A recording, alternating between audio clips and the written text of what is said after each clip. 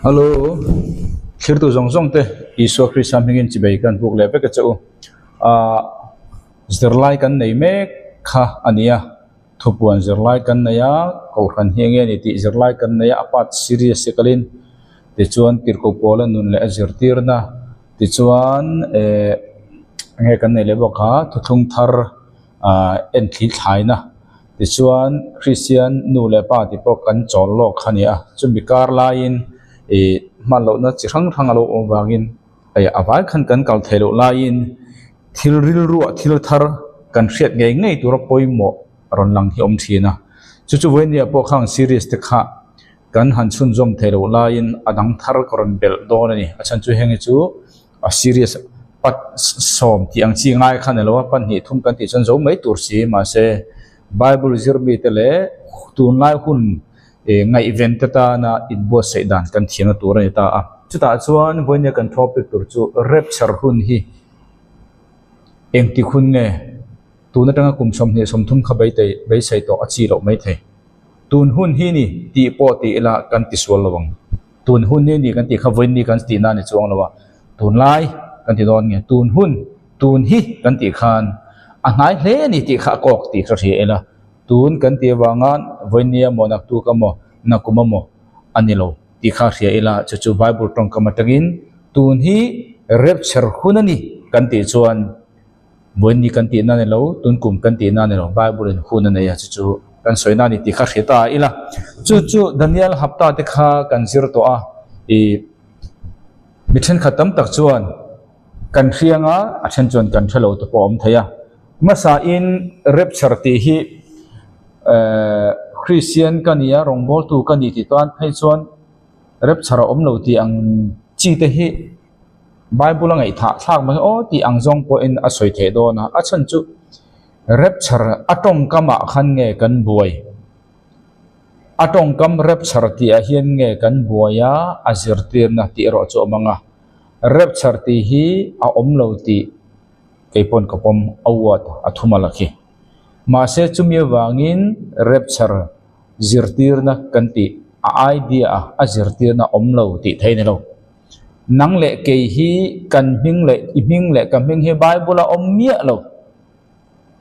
ani chen kan om lo ti na miniang ti do ne la ni lo iming le kam hing an om lo na a nang le ke kan om mi hring ati khanang ma ni ke ma khani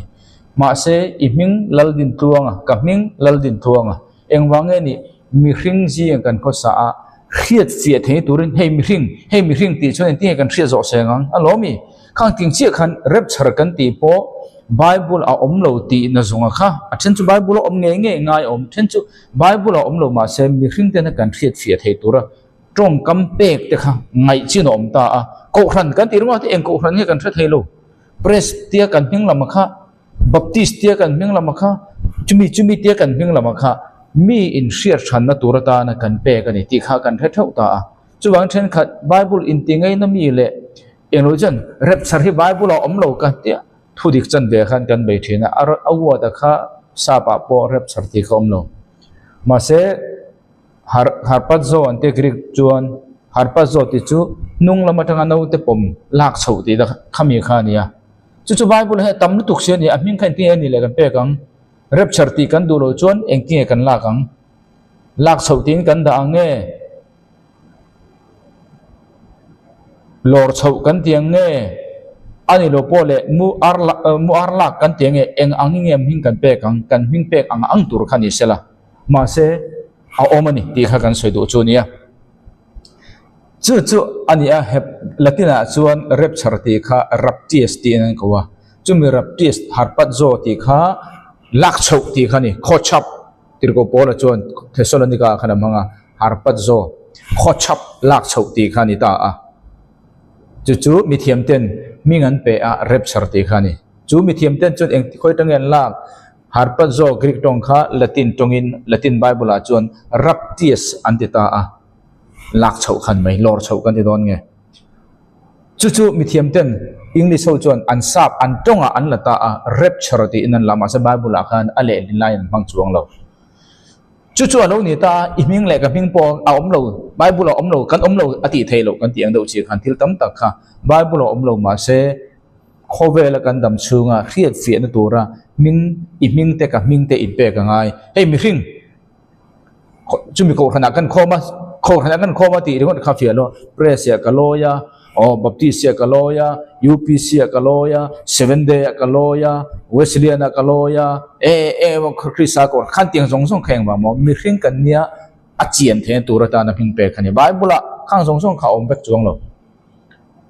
lo wang khan lo ti thei chuang lo oma an minga kha bible chuang fak lo ti na chau khani chung ti chun rapture kha bible oma rapture ti taka kha tong kam kha bible fak lo ti chau khani bible atam litu soisen ani lo kan ti jo kan uaranga tlem bera pasari oma rapture hi masaberin enoka kha lak chau kan ti don nge muar lak kan ti don nge ka ti kha awwa ta me khan buai lo ela thiar chawani adota chuan eliza thiar chawani Moses po thiar chawani ati thaya ma sekanda thang kanlalpa isu krisa thiar chawani ani po tirko pola po thiar chawani pali ani to ko khan hi nakina min thiar chawle don ti chuan kumsari har sana kanti 7 year tribulation bible omlo nilawin amninga kha mithiam ten kan riat fe the tura khila khian ti rimot kha chu afia lo ta 7 year tribulation anti kha enge an soitum kan ti chuan ko khan lor to nuwa Daniel hapta somsari zinga hapta khatla ba kha an soina ni ti kha aming pek na chawa khani hei mi hring ti ringot ka chu harsa khalai kuma khan ti ringot chu harsa a mi thiang lim lor zo to nu huna khan ti ringot chun kum sangnal ram a soinge ti kha riat thelo bangin ming pek na so khani kan soidu point chu kum sari har sa chunga cha tlem bera bo ni rapture lom do na chu bangin thenin pre rapture mid tribulation mid rapture post tribulation ikhan then dan chang avai khan om bek chu bang chon bible khan avai om rapture har kum sari har san ma in rapture om chu mi nuwa ta alaya rapture void ni a om le pok khang te kha I anita chu bangin chung chu kan zir do na chuta chuan 7 year tribulation kan ti kumsari har sana kan ti kha khoya tanga local nge ti kha kan fia theina turin Daniel hapta kha kan zir to a hei hi mithiam te ei hi sarobata chui ania ka tia hei chu ka tilang mun mai sarobata mo the coming king atinge the coming messiah tinge the coming khata khani ta a ei chuta chuan hei Daniel hapta kumsari har sana 7 year tribulation kan ti hi bible 7 year tribulation ti khom lo alomin trinity ti ommi lo bible ti po bible ommi lo bible om lo zonga ponga kan ti don chuan iming po ommi lo nai chon nang le ke po kan om lo ti na ni don sin tro chu wangin thil tam tak hi bible om lo ti tan chan hi afu vek lo ati tur mun zon chu om te mek mai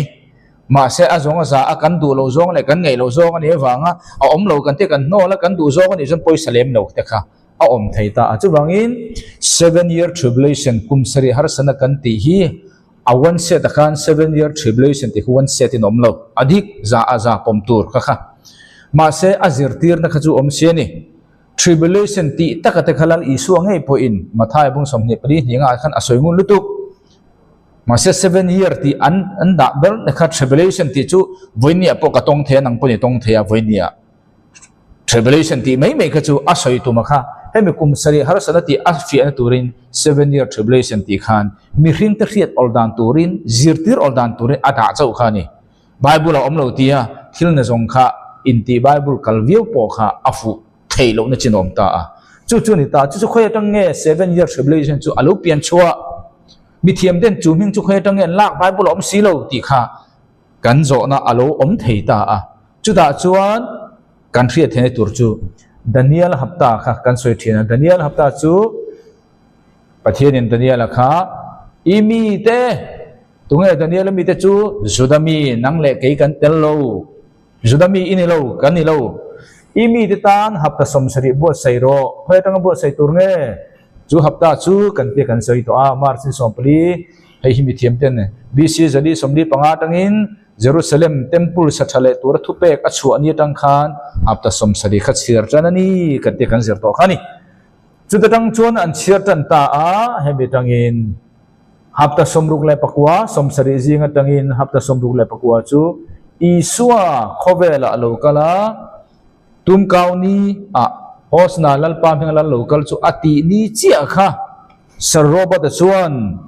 edi somthum le pani april niruk ani e ti ina soya chumini chu hapta somruk le pakwa akim ni khani mase Israel faten annol sia hapta khat lama ba ka kha chumi inkar chung nong chu ko khan hun kan tia achan chu hapta khat kha lama ba chu hapta khat chu tu na reilo te alokal tu rep chara zau chia ron chun zom tur kan ti thina kha ani chudang chun idea ha kan tha thiam thayanga chuda chuan hei hi tu na kan soi zong zong kha bc ta kha ni ta a chuda chuan thupe ka chuatangin temple kha an satan ta a ezra te hroi man khan ta khan 7 week chu kar sari chu kum somli le par kuwa anita a kar somruk le pani chu ka year kan ti chu prophetic year kan ti kan zirvek to kha woni ahem chumi chuti na di kha omanga video khan pa ka siam to kha thil a video khan pa te ten kan siama woni chu thirle thuk na kan zir tumber ponelo kan fi the nang ka te ka review mai chuchuni ta a hemi somruk le pakwa a hian iso local ta a hei kan soi to zong zong khani chuchu alo ni ta a sombi le pakwa le hapta khachu kum sari ni kan ti kha chuchu kum zali le sombi le pathuma kha isua wa khad local khen khana zo to tikhan ani ta chu bang alokal to a tikhan kan hrathiam tura kan da adi thelen soi to lo chan chu phuna tam to lo kan zir tura tam sia khami thleng kha kan hei hi tu thung hle nia iso khrisa local chia kha pentecost ni tangin ko khan hun an tana ko khan hun kan ti hi mithiang hlim lora azo chia thona ni chumi thiang lim lor kan ti hemi hun chung hi pentecost tanga mi thiang lim lor thleng hi thlem bera iso tong kamatangin kumsang ni turani ta a hosea bungruk chang nia khan ni china ati wangin chuwangin iso lokal kha then katin edi somthum pakhat athen ka edi somthum mase saroba ta chuan edi somthum le pani atita a hemi hitle min kan hankal deuh khani ta ke ni zirtirna chuan mo chumi edi somthum le pani ni chuan iso edi somthum pani athia tanga kumsang ni tur chuan kumsang ni somthum pani kha edi sang ni akim hun chu lo ni ta a chung vela chuan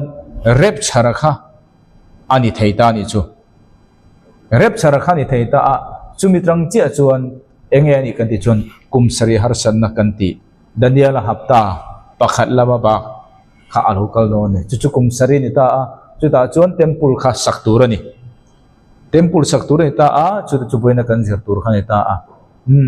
ti chuan hei hi bible tong kam tang chuan the beginning of sorrow ti kumthum le chan ve ma sa hi mo kumsari harsan na kha rep chara ni chi kha kumsari harsan an tan ta a ha po kha soi turom emponi se atlem bera hembi chu hi kumsari ni don chu ai tampo ni thei rep chara tangin mo ma se atlem ber kumsari ni don empon se ta khan du to kang chu ama sa kumthum le chan ve chu bible chuan the beginning of sorrow ti mathai bung som ni le pali vel akhan ti chuan anu nung kumthum le chan ve nung so khi bible tong kam tang chuan great tribulation ti ni great tribulation har san na sale zual kan ti don nge amasa hi the beginning of sorrow shom intan na shom tak tak khala intan lo a shom tak tak chu kumthum le chan ve nong zo khani ong pon ro se chu dang che chon Daniel hapta somsari kha a somsari de che khan tan ta a chumi zo che chuan a zo che kha second coming ani chu wangin engwangin nge juda hon poimo je te kha ka soingun to a i juda ho wang hian i so hi khovela voi khata local thei juda nam mangin an no la wangin pathianin kali isuan nang ma ni nge in Jerusalem a hian lalpa mingal local chu enga thole in ti le ma lo chu ka melin hu to lo wanga thita a isu khobela mel ne ya aron lan thele chan chu juda ho wanga ni juda ho nam mangin isu khobel lo piang second coming po juda ho mangbok loin isu khovel local thailo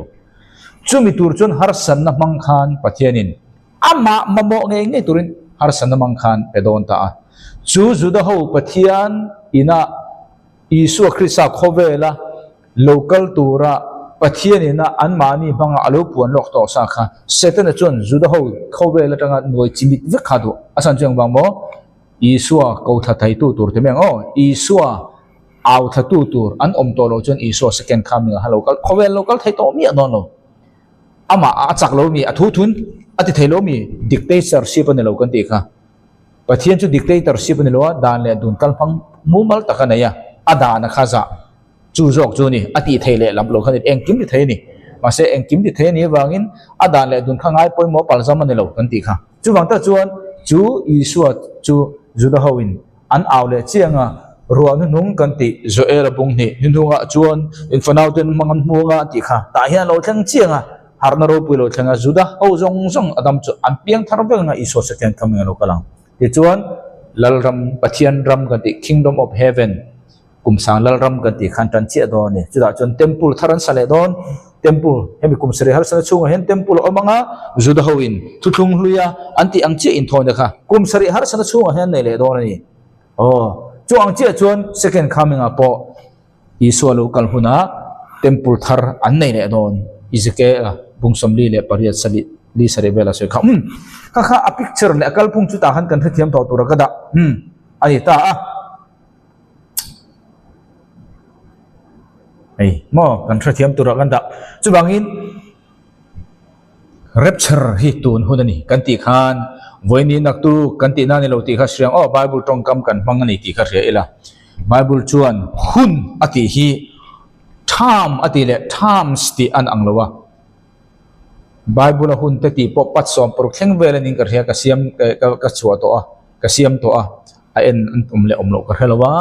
mar chu khang khai thelo chon bible a hian thil tam tak nang le ken kan trafia the no hun te om times ati kha kan thria tangai chu bi ni lo chon hun te ti wanga aadhar card khamo kan ti mai palange mizo apo ngai toila hun ti kha soitura tamni tu empon ro che chumi chu kharangin ti hian kan kal don ta chu ta chuan ro bung so puthum chang som pakhat tangin kan kal don ta hun hi kharang chungin hun atita hun kan ti khan darkar kha soina ni lo vekina a context zerin hun te pon ni lo hun ani hita chuan hun hi chungin muhil tho har nan tun hi hun tua to tak zetani hun tua to tak zetani mizo babula chuan tun lai thil om zia te hi atita a ke po chu te jun ka da ringota ma se adik lo chu ban ka so thial le hun hi chungin muhil tho har nan tun hi hun tua saba chuan hai tha mati yu chu mizo dictionary chuan kan ena hun tua to ati an mi ati mo hun the to ati awang awangin hun tua to ti ha kamang ta tun hi hun tua to takani eng mo thre ding tu ti kha hun hi eng hun nge tir ko pola le kha ni hi rapture kha ni ta ni chu he bible ina hun asoi hi darkar kha ni lo ti kha kan thria ngai hun ti khan kina kan soi dona eng pon se tuna chuan ka muhil tho har na na ti khi kan muhil asan chu muthil hun ani lo chung kha kan muhil ti dani akal phung hi muthil hun a chan tu ma in kai tho lo tur ma se tun hi muhil tho har na ati chu mut hun lawa kan muhila a hun hi hero hun hi tu to li tu eng hun nge soi kan ti kha rapture eng wanga mo tan chiarang tuna chuan kan rin tir lai ai khan kan chan dam na chu a dai to tak zeta wangin kan chan dam na ti hi nge iso krista ringa wana ka kai to don ti na chan dam na khan ni lo he khovel ri om nalakata chan chua kan om hun lak chua kan om hun raptia se kan om hun harpat zo akan hon om hun lak chua kan om hun rep chara kan om hun liang lim lor kan om hun ti na khani he hun na soi hi a context rin kan soi kamo anai to tak zo da wangin hun kha engmoti kha hun tun hi hun tu to tak zo da ni ti ko polan zani aral ta le maya ati ni chu zan aral to zan chu mut hunani mà sẽ giàn naral to si kha nang le ke hi zan ni to lo han kan lamu thu chung soi chu nge he hun hi zan ani to lo hun zan ni to lo hun kha ni ti chia kan ni chu zan hun a chon mu thu na kha ni tu ma in kan hei lo mà sẽ Bible chuan zan hi aral ta hle maya ti chu zan aral na rei to chu mi nung jom nang ni chu zan ang mai nam hil bor bor hun he hun yan soi chu rapture atu to ni tu ati cha khwa avar don nai ta e khwa avar don nai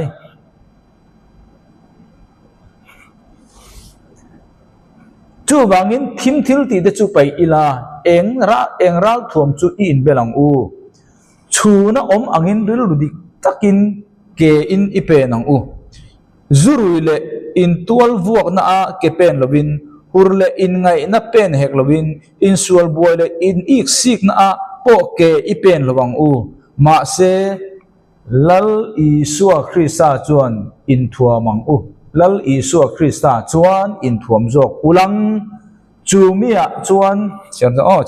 chumia chuan chakna puitling turin ti satan engral thuam engruam man lok nama siam su u ani ta ni he bible hi boina parwan chau kan zira he bible engpon ro se tun hun hi tung la hian soita a zan hi aral ta hle maya a zan aral to chuan enge lo ni don kha khowar to tinani an lo mi khowar to nang le ke hi khowar kan om to muthil hun ni to lo ma se kan lo muhil si khwa awar don zan hi aral ta hle maya khwa awar don nai ta e adita ni chuwangin hela hian tin han soilok ang hemi hi then khat chu dan an anglowa engpon ne se apani ni in chu dan angloma se aral a result chun ang veve then khat chuan ending en chut kan ti chuan then khat chuan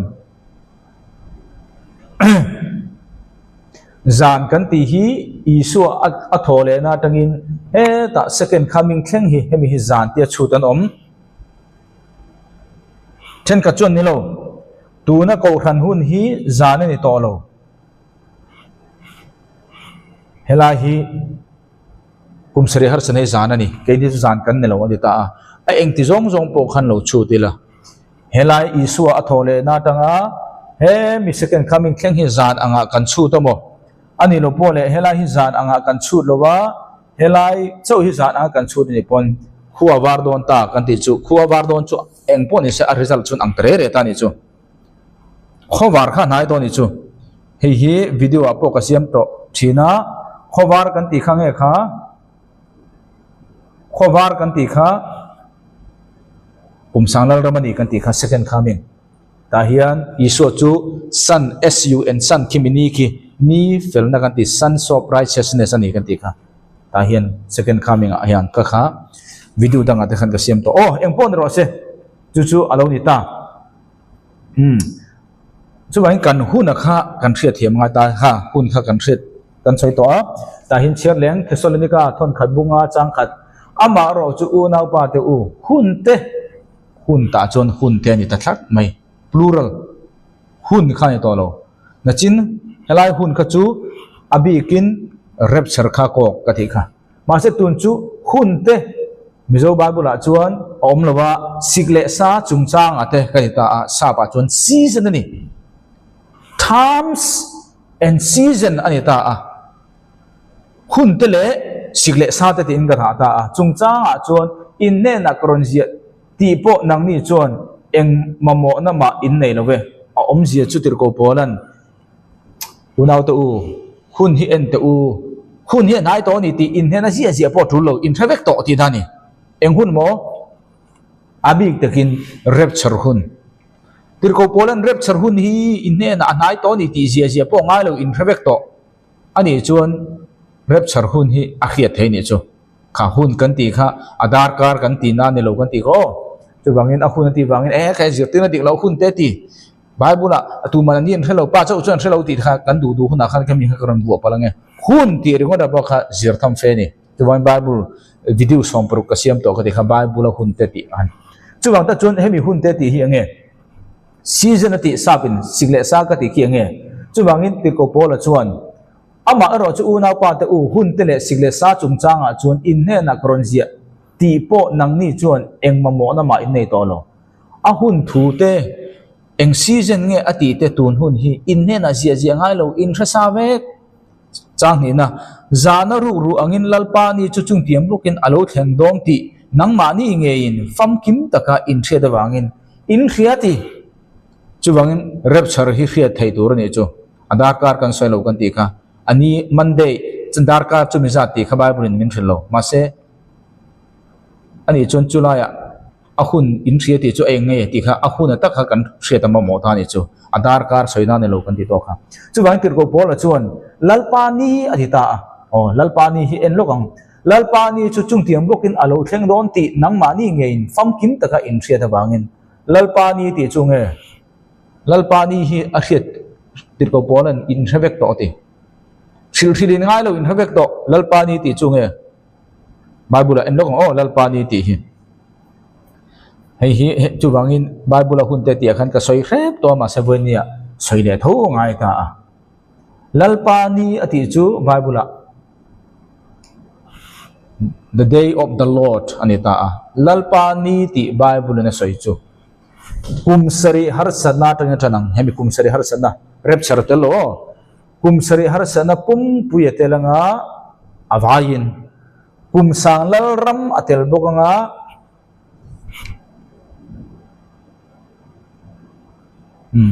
kumsang lalram atel bokanga leithar le banthar ma si chia he khovel main akang ral thlenga kha lalpa ni ti bible na sai chu bong thuthung lu lalpa ni ti oma ama in omjia nei ma se thuthung lu apo khian he hemi hun hi asoi na tam ta khom bok chu bangin thuthung thara chuan lalpa ni ati chuan khelwin kumsari harsana pumpui kumsang lalram he khovel ati chia thleng maya sil fai thleng kha khami kha lalpani ti ni kan thafia tura ganda ani chuan chu le bible book chuan tuthung thara book chuan enge ronda le kan ti chuan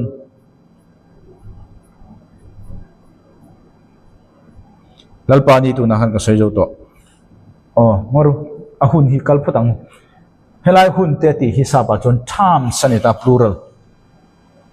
tham ane lo ka ti kha singular ane lo ka ti kha singular kha chu a context jerin na china ka chuan rep char kha ko phang dik tu na chuan tham sanita a bible han tham kan ti re ri hian ezo bible a chuan entinge ni kan ti kha fere san kan ti te ti chuan entinge kan ti mizo wa khan arkhwan kan ti angchi khati han ming pek na mizo pa do in kan da kha bible kan trafia thei me lo kan ting khan achan chu he hian juda kal char ko ta ya juda ho chu for watches ani ta kul nei ani ta kul nei ral ve ngai ani ta chu kul nei ral ve ngai atangin sada chiar da nan nei ta chu first watch second watch third watch fourth watch ti khan zan kha an clear thang ani chu drang che chon ral ven khatna ral ven ni na ral ven thumna ral ven li na tin aping ka da don nge watches kha khatia kan ti thei vek lo kha man da ni ma se chu hemi tham satia kha achina ka soi to kha tirko polan rep char hun tur hi lalpani tur kumsari har sana hi isil khilin nga ahun in thavek to ahun te ti khange kha times watches chumi om chu watches ti hian pali om ta evening tlai kan ti kha oma midnight zanlai oma ar khwan hun krokol king om le ta morning om le ta heng jong jong kha times tina asoi chu ni adar kar ni lo kan ti ko evening midnight krokol ar khwan morning kha bible times tina asoi chu ni ti chuan season ti kha om le ta season sikle sa ting ka da ki season ti chu prophetic season ani ta entirnan kaini hawa chuan tlang pui thu in season kan ti boruak hi mo boruak sikle sa kan ti pathum kan nei tlang pui ta ramchen khala chuan pali an nei ta winter an ti chu vur tlak rum na khani tuna chuan usa te vur ta me ka winter ani chumin huwa chuan spring an nei le ta mizoram ate kaini kolram ate thasik kan ti kha spring chawani he winter hi kan nei ka halo or ma chon kan nei lo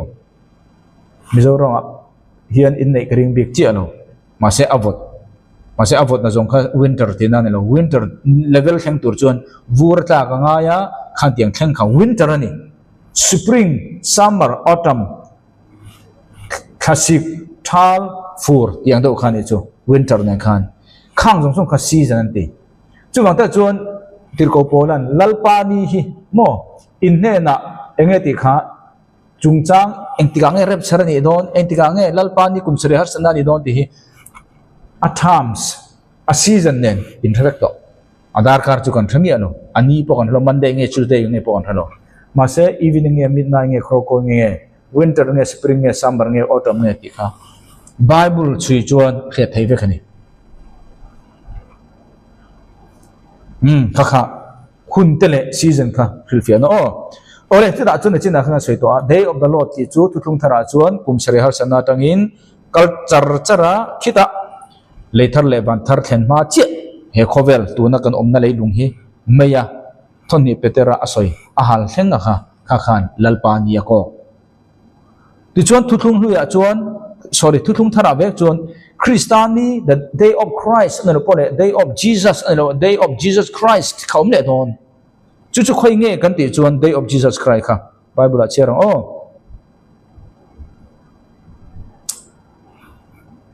ru angin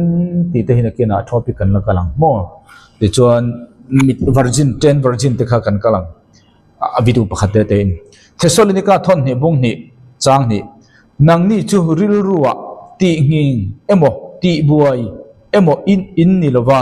thara mang emo thu mangin emo keima ni atang anga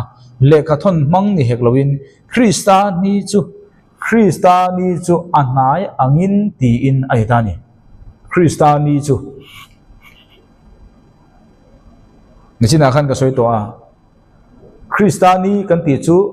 lalpani kan ti oma Kristani ti omta a he bible tak hian a soi tak chu Kristani chu ange kan ti chuan teulong Kristani ke ni sermon but in ti chakna revival an lo ti kha thela ma se rongbol tu tele bible chui mi tan chon mi bu makan omlo na tur le ko khan ti chakna tur ta na poimo ani le lalpani kan theto Kristani chu nge kan ti chuan Kristani chu hei hi ta a hei hi rep char ne ta a kan tre fet hen turin hei hi rep char ne ta a rep char tang chi khan Kristani an tan rep char kan chi kha wa na khian loman semom don ring tu te isual loman ne lovin ithil thati loman ka loman chinga semon yang chu wang Kristani chu rep char tang an tan a loman sem atela kumsari harsana second coming thleng hemi thleng hi Krista ni ti na ahua mani kan thetiam man karing lalpani ti chu kumsa rep charatel lo rep char zo tang ji khan lalpani chuntana kumsang lal ram zo mei a khovel sil thleng khani Krista ni ti chu rep charatela loman sematela second coming thleng khani chu Kristani bible chu ti chu taka chu tu na kan cher Thessalonica thon ni bung ni chang ni kha ania chu wangin chu hei chuan he bible hen eng tak nge soi kan ti chuan rep chara lai takha kha asoi lowa atel chu tel ma se asoi tum taka chu kumsari harsana pumpui tia kan theta khani a tribulation pumpui kha mo chu a context er khan thil kha omjel thaini chu ni ta a chu bangin engtinge chu Kristani chu kumsari harsana chung jong pon ni second coming thlenga ni kan ti chuan Philippi bung khat chang soma nangni chuan thil thalor te chu in pomang ti in nangni chu atlang nangni chu in tlang anga tin Kristani thlenga thil ti sual na tel lovin Kristani thlenga ati chu ange kan ti chuan mithiang lim lor thleng khani chu Kristani ti chu wangin Kristani ti chu mithiang lim lor khania kumsari harsan pumpui po ani atel chu wangin hei chuan Kristani thlenga ti chu mithiang lim lor thleng khani hei chuan Kristani ti omma se asoi tum chu kumsari harsan na kha a context zerin Kristani ti khan huam chin a huam zau kha a zau ta ni chu ma se eng pon second traffic tur gan da Philippi bung ni chang som pruka chuan nun na thu chu chel tlat chungin Christiania chuan kalomang Christiania chuan Christiani kan hulai do Day of Christ kalomang thu loi lova ka tlan to lova thu loi lova ka thok rim to hek lawang asan chu nge hian Christiania ti chu thu loi lova ka thok rim to hek lawang eng wange tir ko polan thu loi lo ka thok rim to lawang ti a tho rim ro awanga lo man don kha abei sei chuwang ta chuan Christiani kan ti chu rep char chau ne lovin lom man sem kha tel tir ko pol hen lom man don du achan chu Christiania lom man kha don du chuwang takin Christiania ti eng wang mo a tho rim ra zong zong kha loi ho eng ma lowa ani lowa lom man na don na turin chuwang ta chuan Christiani kan ti chu rep char atangin kumsari har san pumpui second coming theng kha huama a context zirin rep char chau a soina ani nge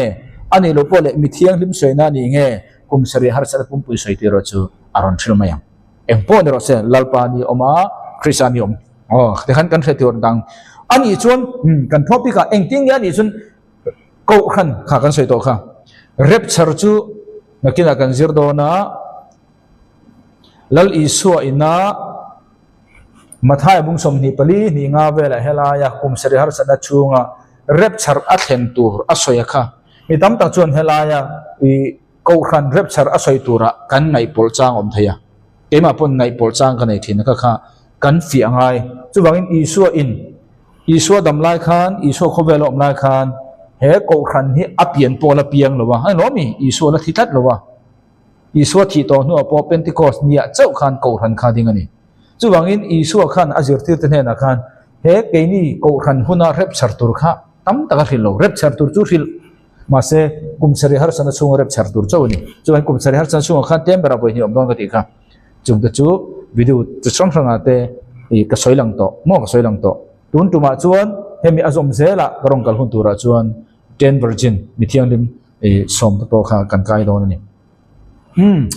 ti khan ani ta kan fia tura dang ani chuan boina ko khan hun rep char chu engtinge anai to tun hi ni amo nakina ni amo engtinge ni ani mo ti kan thia thayang ti khania isua in aklu kan tiang chu anai to le to lo chin chiana kan ti don nge kan thia thei turin klu min petani chuwangin mathai bung som ni pali changli tangin chiarang mathai bung som ni pali chang som ni pali tin isua na changa an he na tu man an bum lo che uti in veng mun ru bum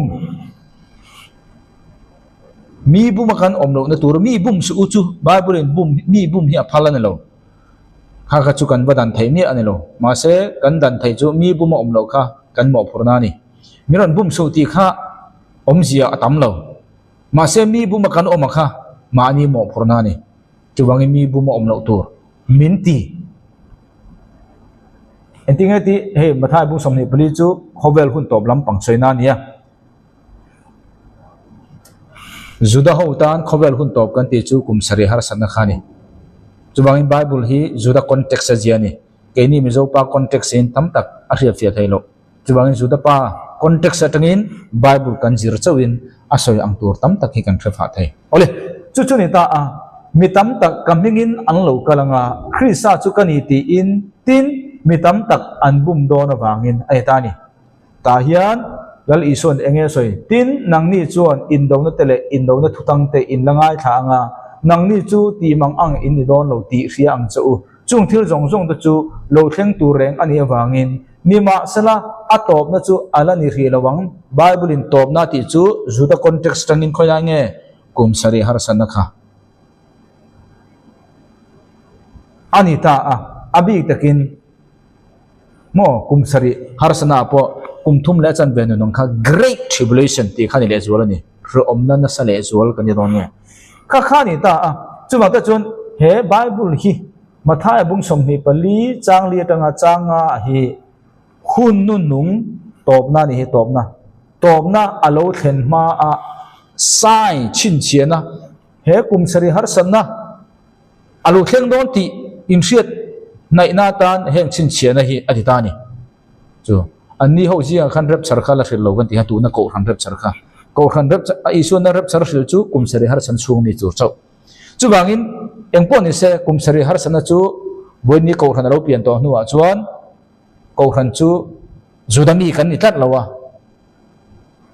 จูดาตอร์ตูร์เกนี่ริงตูจูดาโนลตูเตนะ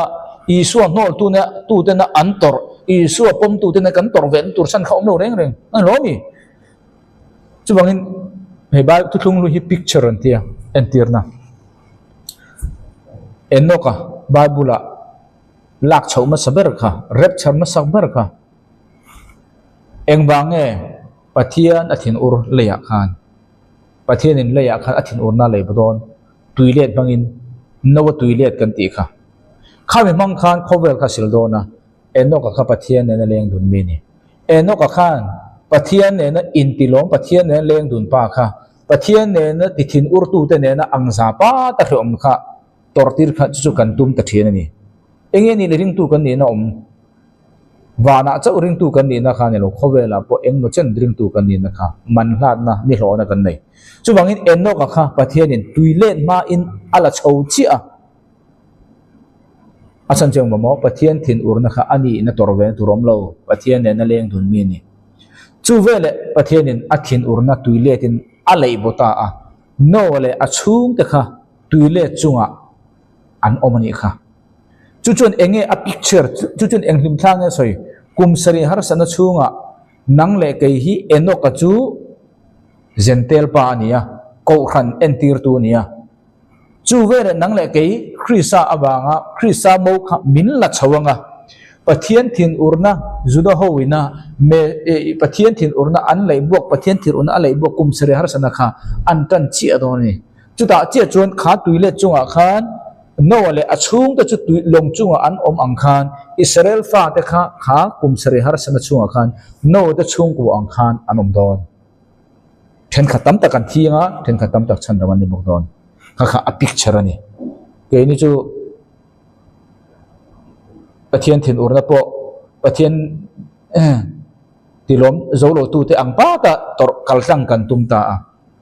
จู่ๆกูขันด็อกทรีนกันกาลนิจนกันใส่ตัวประคันมาโนมาเสบายบุเลยกาลนิจนกันใส่ตัวรม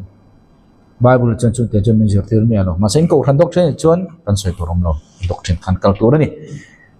อดีตที่นั่นเราจูอันนี้ช่วงเราตากูขันอันนี้บางโอเลเฮมีอาฮิอันหุ่นนุ่งหุ่นตบกุมสรีหารสันนะอารมณ์นายตานี่ที่ชินเชียนติอีส่วนที่ได้เฮียนมันอันนายตัวนี่ที่มันน่ะตัวละsymptom กันเองชินเชียนนั่นเป็นเป็กจะประกันน่าชวนบุ้มตัวมันอันบุ้มเราจะอุติอินเวงเราบุ้มกันนี่ประกันน่ะapa ni na chuan krisa der apa thum na chuan indo thu thang ani ta kan hatiam in kering chu da chuan bum na kha pakhana chuan bum na ni hun num ani to ji in thriat them tu chuan bum na wene hen bum na tam je kan threm wena mi na bum ti te zong zong kha chu da tha ve kang khang kha chu bum na poi tham ani lo bum na poi tham khovela hei baka bum na ro pui la thleng mi alo chu evile da mate bak lawa Old King James 16:11 pathia ina atho khum khowela harna revival mizo khovel koram khovel bun thang thang chan chin tha lei bozo khoba pathian tilom tu bible om chun 16:11 rondo dal chi revised version ron siam tu kha sangkha zariat somriat panga tangini chu false bible ani kan thia mem bum na anita kan te na ber mi pakhat mi akal ding le diglo kan te na ber chu ring tu ani chuan bible ani chu bible bel chu adik lo chuan mystery thiam tak ilo ni ta i mystery mi in do ka na mo almera mo ron cha che fit riat tur o fit thum tur o ti na ron cha thap che ma se ite na ber me kha adik talawa ite na tangin mi in fit riat an cha kha ite na chia khan fit riat chuan ite ma se ite funga kha adik tat loin mi lung le mi du dan zo kha kan phalo engwang mo mi in min cha kha fit riat ke ina ka man fit kha fit dik ani lo wangin ke tanga fit riat dik ma se min cha tu te du thu kha asam zo lo chu ang che chuan bible kha adik kat lo chuan ring tunun kan te dan pathian thu kan te dan ate fung ber adik lo chuan tu ma kan te fu thai lo chu wang ta chuan kan du dan zong support tu bible version kha kan thak wal vel mai bible dik kan nei kat lo wangin rin na dik kan nei thai lo asan chung wang mo bible le lin tam tak oma ka ngai dan le ka rin dan le kan ko han thurin support tu piang bible kha ka man mai ngai kan thri thiamin karing chu ti jong chu en tinge adik a hriat thayang te fung pakhat nei hek lo chu tak chu business sum le pai du awangin bible dik lo old king james 16:11 sangkha zariat somriat le pang sangkha zariat somriat panga a revise aron let linatangin khowela chu ba ka bum na ro pui adama te tu hnuwa khanom tol ti thaini achan chu bible dik lo lo pianga bible dik lo chon christian dik lo ron tling achiang tok viawin karing chuwang chon kan ko ran thurina chuan chumi chu kan tia chuan tia kan du dan support tu bible chi kan mang bible dik kan nei lo wang ani bible dik inei lo chin irin na le karin nei ti zo ma dik thai lo chuwang ta chon bible dik kan nei ngai setana chon chumi bible dik kan nei a rin na thang le na dika kan kala chon bible aron ti her le na te fung dik lo min pan tir ta theu ta ti chon christian le mani kan se ta vut vut maya dik lo puin dik angai si khan kan kal ta ni pakhat na bum inni lo nam film kuro pahina chon mi tam tangin kamingan lo kala khrisa chu kani an tiang ti tani heng hi video ka siam vek to a hun nung hril lok thuak na ti khan chuwangin isu khrisa kani ti khrista der an tam zia chu pop te pastor te poni se kan bang lo apathum na chon wars indo thu thang te in ria angatia he bible hi Hebraism ante indo na thu thang te Hebraism ti chu Hebrai idiom ti na nia ram pum huap ram tin tel indo na soina ni ti ni chu wangin ram tin tel indo na chu khowela chat lak lowa kan tharenga ma se ram tin tel indo na ro chu khowela boi ni chi ala khang ti thai ni indo pui pakhan na le pani na ani chuan lal isu na hun to alo thleng nai don chuan heng hi alo thleng ang ti kha hen na ri to chumi ni chuan thleng tur chin chian min pek jong jong hi a thleng fai vek to ni chu ani chuan nang le ke hian a hun kan ti kha adar kar ni lo kan ti kha ni po ni lo kan ti kha kan thre thei ta hle ti na ni chu kan fia tur ka da o a chan chu engma mo sangkha zakwa som pasaria kerja swalem kerja swalo turakan da sangka zakwa som le pasaria indo pui panina kan ti don nge alo zawa Balfour Declaration an siama Israel ramin rama hutachia Israel ramin rama neita asan chu Israel ramin rama nei maro chu isu lo kal he lalitu Israel ramin raman nei mai khanelo lal isuan he Jerusalem hian nang mani min nola hosna lal pa phing lal lokal chu ni min nola he Jerusalem ve ka hian nang mani in min welcome le malo chu kamberin hu to lo ni ta ani chen kum sangtel Israel raman nei lo ma se pathianin Israel se emi atop na kanti kum sere har san lo thleng turin Israel ten Jerusalem ngei an awangai sia vidu pani pathum ka siam to kha po ko chu da chuan masabbera rabi pakhadaron kal chu kum sang chuang Israel ramin ram an los nuwa sang ka zakwa som le pasaria Balfour Declaration England in kan tiang chu United UK in kan tiang nge indawana khan le na changta a chu da chuan Israel ram kha an ramatan apeta chi ani sang kha zakwa som le pasari mase Jerusalem kha an khopui la ni phachong no mase pathianin Jerusalem a chau khan isu kha hosna tia welcome tur khani second coming turin ne kan sai chumi nuwa tanga sang kha zakwa som pa sari atanga kum sam nga na jubilee ti kan riam jubilee ti chu a han pa video kan na sema jubilee ti chu in I chan jong jong in ei kir leng ti na ni jubilee chu kum som nga na sela sangkha zakwa somruk le pasari sangkha zakwa som pasari tanga som nga na chia 6-day war an ti mo Jerusalem kha an la le thei ta chi ani Judah ho in Israel ramin khopuyen nei ta ka tiang chu ma se khopui an capital in khovel an la pom chuang lo kum som nga ni nuwa raman na inu kum som nga a Jerusalem an la le thei ta chu Jerusalem an lak to nuwa chon an rama ma se an ta ni ma se capital angin pomala ni lo sangkhat zakwa sombruk le pasari sangkhat zakwa sombruk le pasari tanga kum som nga chu hanbel le ta la sang ni som le pasaria Donald Trump mangin Jerusalem hi in khopui diang te kum som nga na chi a jubilia chuwang tu na hian Jerusalem hi Israel te khopui ni chumi je chu lal ison he Jerusalem a hian nang ma ni nge yin min aule lo chon kamelin mulwang second coming kal lawang ati sia ready ta fang mai ni chu commission a pokhan kan he fe tur kan da o chuwangin pathum bum kan ni thak Bible diklo mang thak Krisa kani indo au theng to a qualify ta le ni chu kum sari har sanna lo theng tura assign iso na soi chu kum zadon lai kan pel vek to so khani Thessalonica thon ne bung nia chuan chang thumna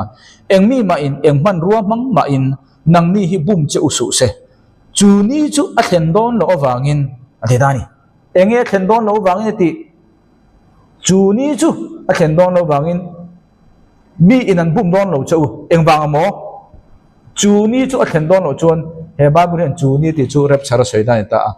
rep chhar hi mi in a thleng don ani ti in soi ma chau sala oi su engwang amo thluk san na chu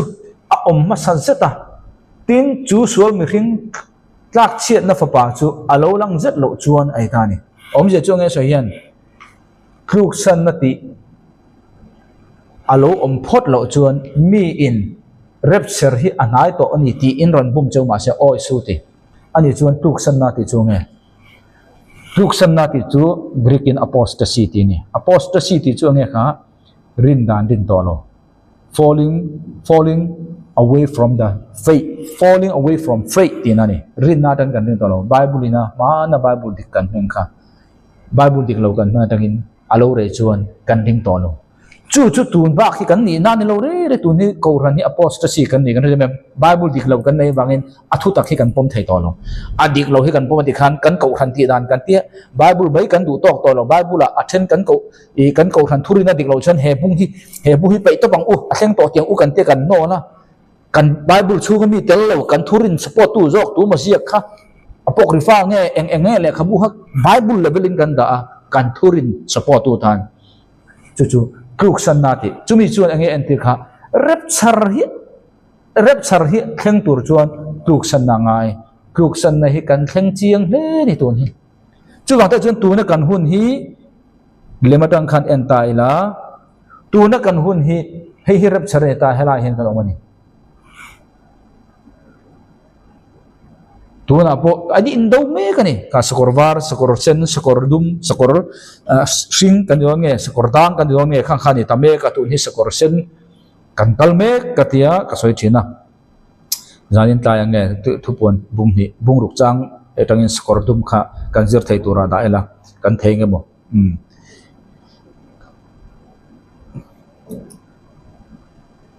chu ni chu bangin chumi huna chia chuan sual mi hring kan ti antichrist tlak chen na fapa hai ko ma tel hi ko ma hian kong ro su te em ani mi hring kha pakhat ani do na ma se mi se panin do na ni chuwangin antichrist kha juda ho nen kum seretan thuthung siamang thuthung siam tur chen ange kha buai na nei ngai anomi in rem na thuthung covenant po kha kan kina kan zet in buai na nei ngai to dik Israel ram he buai me kani a buai me ka tu in tun buai na hi ani don nge kan thelo mo chiang ro chu buai mek phot buai lo chen in rem na ngai lo mi chu chon in rem na se mga sual mi hring ani don man of sin sa pin chu wang sual mi hring ka ti mi hring sual ti tur nge man of sin ti chu adika le chon sual mi hring man of sin ta chu mi hring a chu thu kum thum le chan be khan thu thum bo pel don wang an tha tanga koma ama tho kha achunga setana khor khurmong ne lo tangin nge ron lu tanga chuta chuan mo son of perdition kan ti tlak chen na fapa mizo bible chen ka chuan borol na fapa athi kha kha mi hring pakhat si ba di pakhat si mi se pani ni lo ni chu na kha ni ta chu chu ti khuna mo lo then don apostasy huna chu apostasy chu athen chuan engmo lo theng tur chu ni ti tak chu enge rapture chu vele rapture vele he sol mi hring le tak chen na fapa kha ron lang thai chau achan chu thupuan kan zir me kha thupuan chu bungruk na chu kan soi to kha pri bungli ka te zirte na po kan nei to bungruk hi athen chuan ko ran huna ngai om then chuan kumsri harsana ngai om ke ni thupuan zir me ka tang chuan bungruk hi kumsari harsana chunga thleng a kan ngai phot kan te kan zirani chu da chuan kumsari harsana chunga thleng thupuan bungruk chang ne chuan tin ka han ena tin sakorvar ni ta kamu a tin ani chu ama chungthu tu chuan thalngul aneya tin ama ne na chuan alal lukhum chu apeta ani tin ne chung le ne zel turin ani chu kalta lal lukhum kan ti khi girik tong in nge kha o corona te ni lal lukhum ti na ni chuwangin corona virus kan te lomi sakorvar kan ti kha atong bula chuan damdoi lampang thil de nia doctor hian korduman hangayam doctor ho chen korvar na spon korvar medical lampang ne na ingkung kai dai khani chu covid 19 kan ti khania ti kha chu dan ka soi to thin kha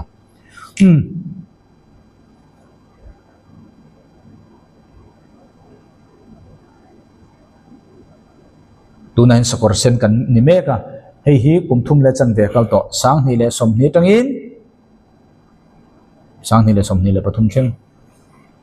hei hi america context tang karon soi lo ka ngai america hian legalin now ti chiat amalek pathian kati fautin kha amolek molek pathian kati kha now in thoina child sacrifice kan ti kha america rama legala an phal kuma chu now ti chiat legal an ti kha chu sang khat zakwa somsari march ni som pakatani anti ko mo sang khat zakwa somsari march ni som pakat jubilee kan soi kha seta da pon jubilee nei beta akum som nga na chi chu anti nge niang sang ni som ni march ni som pakat america rama nasatakin abi takin an wista an khopui mo washington a nasatak main noi som le anjang o america ramina no pang anti thak to hi noi som million chuang ani khamin million chuang no anti thak za chia kha sang ni som ni march ni som pakhata america rama michiza kha mission number an za che kha jonathan khan a sermon ka ngai thana ta ka hriatan a number kha kalo thei hin chi a thiza te mo noi som an chuang million an chuang now anti thak thizat le covid 19 washington a thizat kha an number nang che kum chom nga hu ne chu kan soi chu kha ni ta ole chu ni ta hei hi kum thum le chan ve rei ta kum thum le chan ve re ya covid kha skorvar zo chon sakor se ne ta sakor sen kha july sang ni som ni pathum rang tan le kum thum le chan ve kal le don ti ni kha ka soi to kha hei hi then ka chuan ko khan hun chunga kal tur angai om then ka chuan ko khan hun nuwa rapchar nuwa andita te chuan hun kal ber ke in double application antia bible cha pakhat si hi mun hi thil thlen thei ang ani mai thei ni ti khagrin da ni tuna po thlenga nakin kum sare har sana po emi thu tho hi chidang ina kal le garin keima mudan mo kha keima rin da ni pachol mai theya ole ti khan kan fi en gan thenga chon chumi zo che chon sakor dum malo kalanga kum thum le chan ve sakor dum chunge kha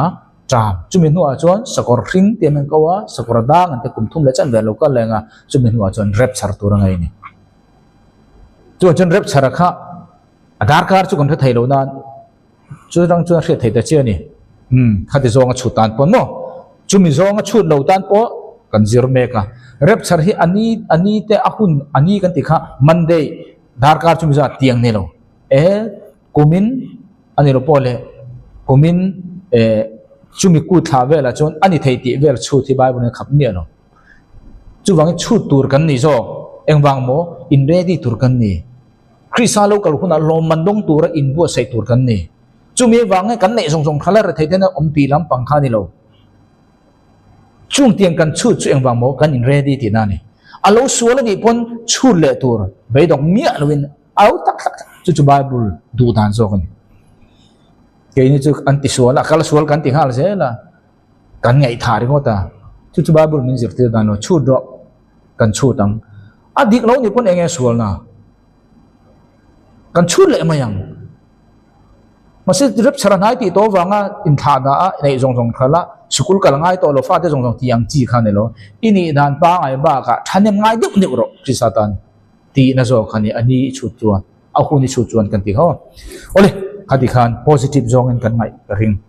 chu te chon hun na top don to ati a ria ti chuan chen ngai to no ti khan tilam kha soi lo hun kan thria ta om ang kan thria thian ke ma nya bu se na ni siam chu chu ni pathian ne du chu Thessalonica pakhat na bunga chang thum anni chuan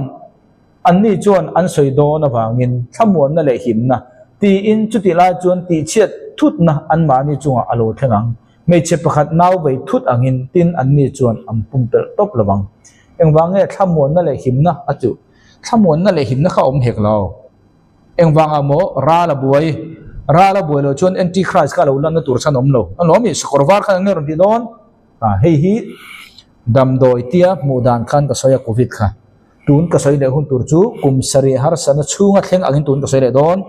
chumi muda dang chon hei kha anti christ ne don na chin chen ne pakhat kong kan an hong che kha anti christ ne ta ani chon nge ron ti don kha in rem na ron siam don engwang mo ral kha boi hek khovel kha boi hek tiang israel kha boi hek tu na israel a boi me ka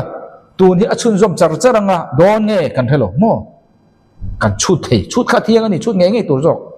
dong da de me om kha tha chiat wang ani ngai tha wang ani chu ni ta chu wangin thamon na le him ro u ti kha aron ni dona ma se he thamon na le him na kha anti christ ron keng tur kha ni wangin sual mi hring le tla chen ron ken tur kha ni wangin alem vek kha ni ma se en juda ho chuan bible na asoi christa ni lo christa dang kha an bai se ta wangin anti christ kha an bing do ni aron lan hun chuan mo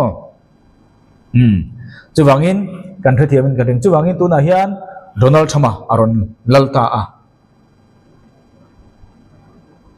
thil jong jong kha anai le ta zual ni khal zel ma thai bung som hi pli chang sari nampum kha chu nampum kha do dal jong ni lo chuanga tin lal ram chu lal ram do dal jong tin mun thang thanga te tram te tin si chia te lir hing te po amang chu jong jong te chu lungai na te chan tir na ve kani heng hi amoti kha lungai na te chan tir na ni lungai na chan tir na te ni kan di nge ka siak thiam lo kha chu the beginning of sorrow ni hi hemi hi enti khuna mo nam khan do nga in do pui lo chok ang ti kha khang ha enge ti kha the beginning of sorrow lungai na chan tir na ni si chu enti khoi mun nge soi kum thum le chan ve ma sa kha soi na ni a soi to kha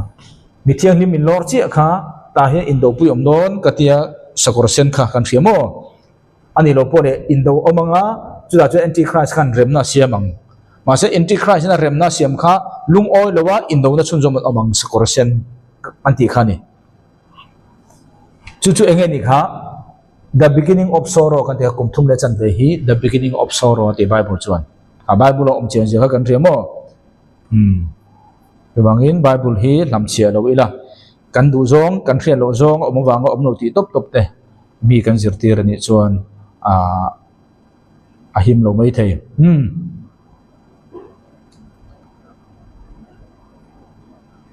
anung kum thum le chan ve kha great tribulation te ni Thessalonica thon ni bung ni cheliang nang ni chiril ru ting hi emoti boin om so thara mang emo thu mangin emo keima ni atang anga thok le kha thon mangin ni hek lovin christiani chu anai angin izia in he nai christiani rep sara nai to ti silingai re lo christiani kan ti rep sara tel kan ti ko izia ngai lo in thria chu bang nang le ke hin kan thria bible kan zir kan chu chuan adar kar kan soilo monday tuesday ni kan soilo kan ti kha a season o bok te kut nge kalhen kut nge bible kalhen kut kano ka sei khan teng ti han achu chan chu thei atina ni kan hriat digle diglo chu da tha ang achu thei eng mi ma in eng man ruwa mang ma in nang ni hi bum cheu su se chu ni chu athen don lo wangin tu san na om sa zet da tin chu mi ring chu chu wangin ko khan kan tu chan kan tu me bok bible diglo kan rin wangin tun hi lo di kai ko khan khowel ko khan pum huap a levelin chui ta ina kan ni ta veka lum si lo bot si lo kan ni ta veka bible diglo kan man thara wangin chu wang cha chun christiani chu anai ni ti kha hei rual ni ta lo chang lina an ni chuan pathian an vuah zong zong ebo biak in zong zong a kalin an chunga achawang ani chuan ti chu tunge kha antichrist chuan almadi aniang ti rin na om ka ti kha muslim an savior chandam tu an chunga mani nge enjoy sanga chu chuan chu pathian angin pathian biak in a thu in ani chuan pathian ani ti in ama nge entar so khang tinga soi po in a ready tuk don chu wangin hei kha tunge kan ti kha antichrist ta antichrist chu khoang kan mu chulal chuan mi tenen ti chu mo juda honen hapta khat chung chong tan thua thunga hapta chan ve aral hun chuan in thona le thil ti alan thin te chu ti to banga ten omrap thak chu temple hun sang bera adanga ada tu chu pathian ni achian na tu arwa sanga achian ma chu ta chuan omang hei antichrist lo na tu ta a hei antichrist thi tunga ti en aniang jerusalem temple ti chu kha jerusalem temple tunga ti cha video ka siam to muslim ni tlang pui kan ti kha chu antichrist lo pina tur khani ta a chu bangin boruwa khobel hi anela antichrist lo alna turin engkim mai hi ti fai kan ti don nge a om vek to om to lo antichrist lo lan na turin zaruk somruk le paruk kan ti don em hey zaruk le somruk porpo ateng chu sai jon hun rei do don tu khidar khar khan le cham ve lai to sai to hey CERN ti hi kan thanga em CERN kan ti hi hey English Latin tong ni ta mo French tong ni ta om je chu the European Organization for Nuclear Research ti ni ta sa tong se chuan chu French tong hey ko sele ti ni ta chu sin ti ni hey hi enela zaruk som ruk pruk ti na nia hey hi antichrist in kum thum le chan ve chunga man tan tur ni ta ta khani ta the gate of hell bottomless pit ti te prison ti te kan thanga yam ongro o khami kha kan kal thuk tonga zo ma in chu wangin pathia tuna CE an hi hey an logo se kan hua me hi logo se an lai hemirin hi rem thabek la zaruk somruk paruk ti na ni hemi pathum hi ti hi an da ching chi vet mai paruk pathum hi chumi hi ni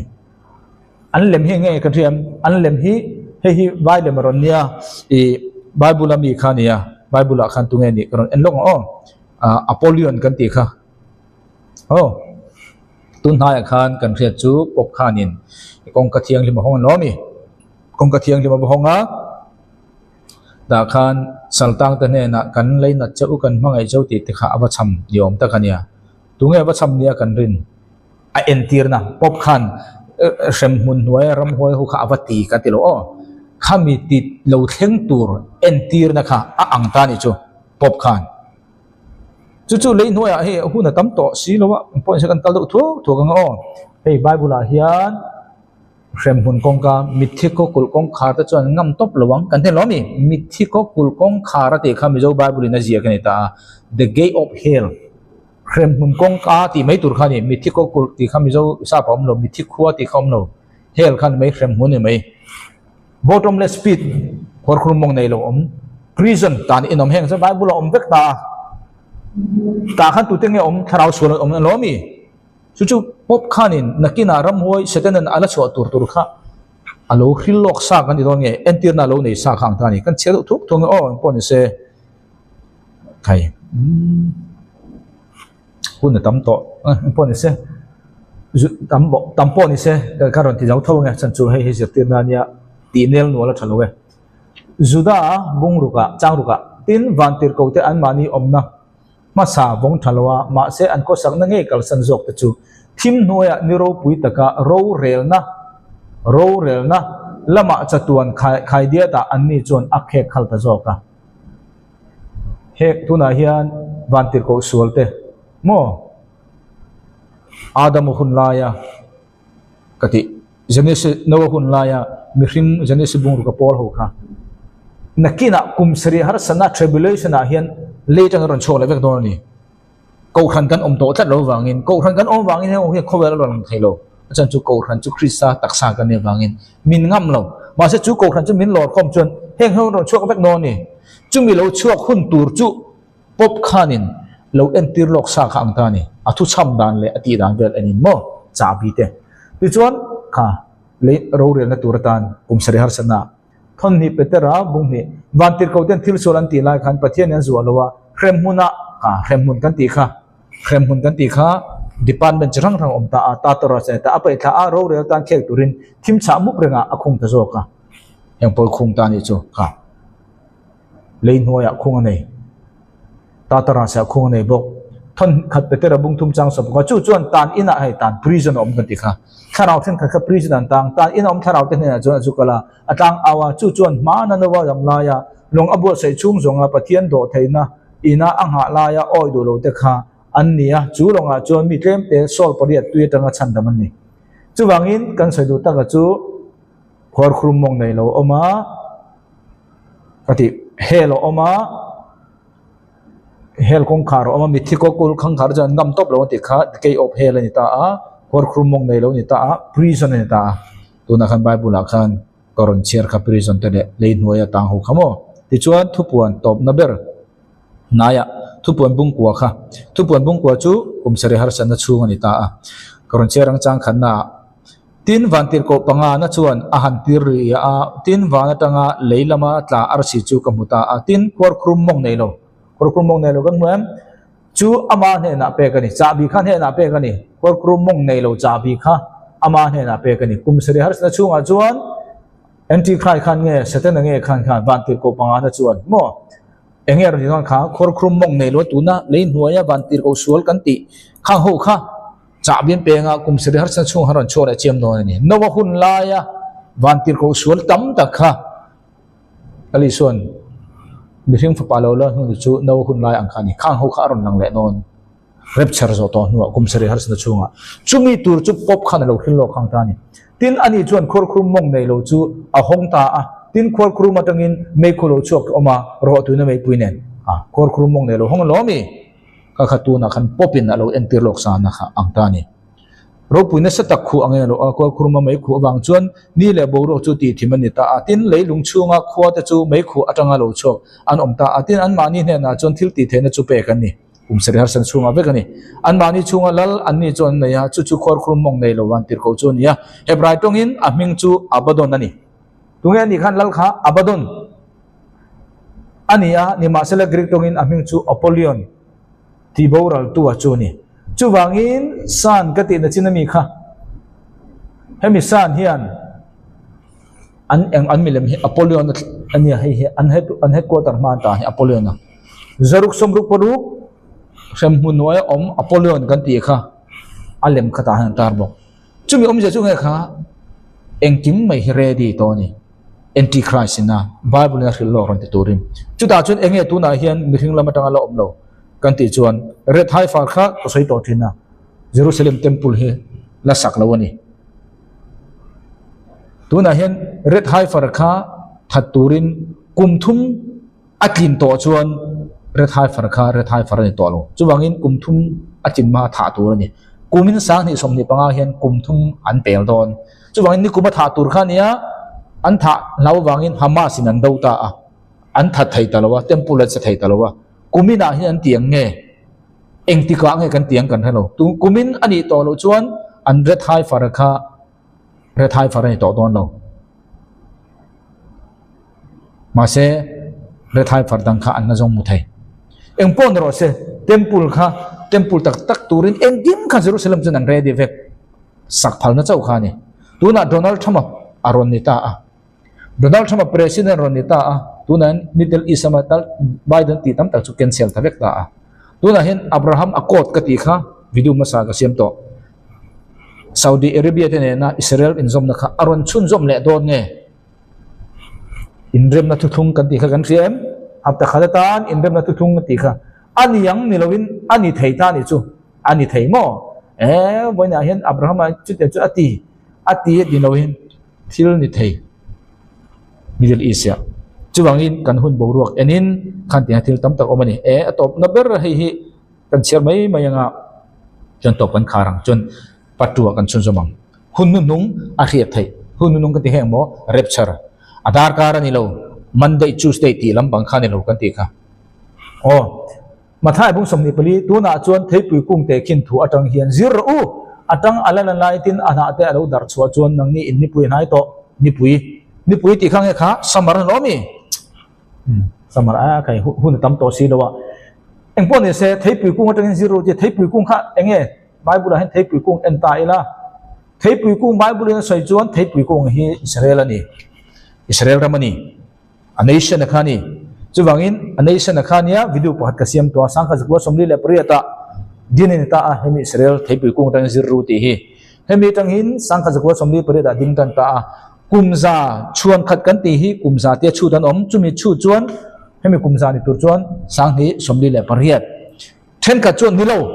he thei pui kung ti hi jerusalem an lak kha achina ka soi to isuan jerusalem atang chau ke hi min awang ti ta jerusalem chu ti ang lak kha sangkha zakwa somruk le pasari chuta tanga chutin chuan khata ti kha kum somli bible chuan khan ni om kum som sari chuan khat om kumza chuan khat om ma se hemi hi chu kumza chuan khan erawin kum som sari khan yang tian om le chuti ni pon na chin ka soi kumza chuan hemi kumatanga sangkha zakwa somli le bre tanga chut ne khan an thau yau chong lo sangkha zakwa somruk le pasari kha hemi thei pi ku anga chiar tu tan chuan khat kum som seren chut pon chut uta ula sang ni le som thum le tivel khani pasari nge mo khang vel khania hun kha